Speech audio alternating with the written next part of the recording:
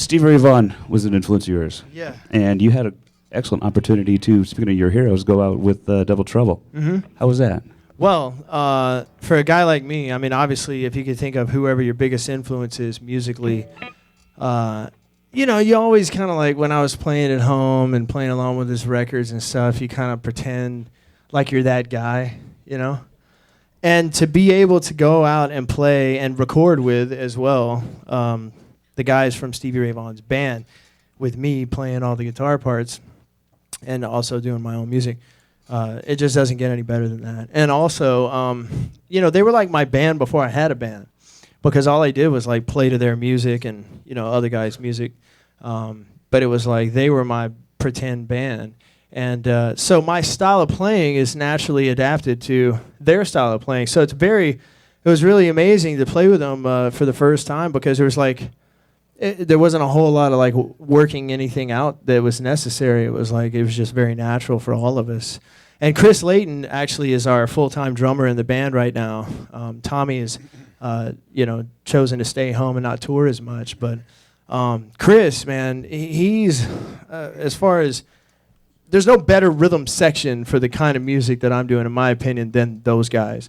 But Chris, in particular, is when it comes to a guitar player, man, he listens as a drummer to what the guitar player does in a way that I feel like not a lot of drummers listen that way. He listens to everything that I'm playing, and it's almost like we played together so much that he knows where I'm going before I go there, and so he's right there, man, to play the perfect thing to accent exactly what I'm doing. And when you get to that point where you're playing with people and it becomes like there's no need for direct communication, it just like everybody understands where the music is going, it's like that frees you up, man. And it just allows you to just really take off in a lot of different directions and, you know, explore, you know, the musical boundaries. What was one of your favorite moments of the 10 days out?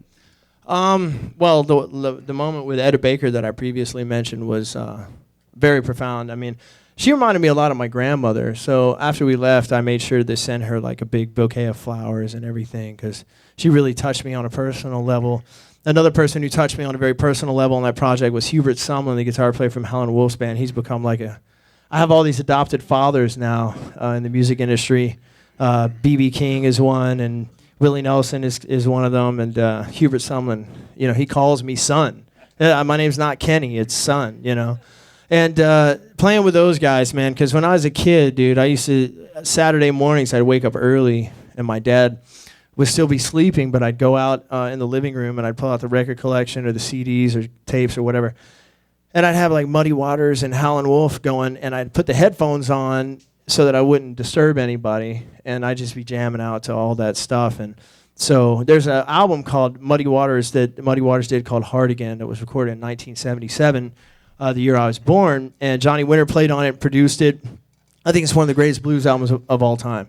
And all the guys that played on that record, with the exception of James Cotton, they were all the band members in 10 Days Out that I played with the Muddy Waters guys.